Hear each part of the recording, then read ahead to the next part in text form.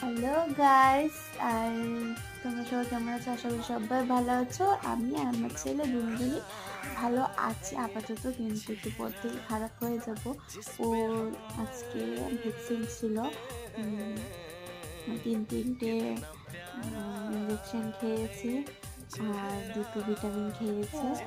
তো এখনো অবধি ঠিকঠাক আছে, কিন্তু রাতে কী হয় কিছুই বুঝতে পারছি না। তো চলো আজকে তোমাদের সাথে এটা শেয়ার করলাম। তো আমার ভিডিওটা যদি ভালো লেগে থাকে লাইক কমেন্ট শেয়ার তো করবে, আর আমার ছোট্ট সোনাকে একটা পাপ্পি দিয়ে দেবে সবাই, আর আশীর্বাদ করবে যে ও যেতে অনেক বড় হয়, মানুষ হয়।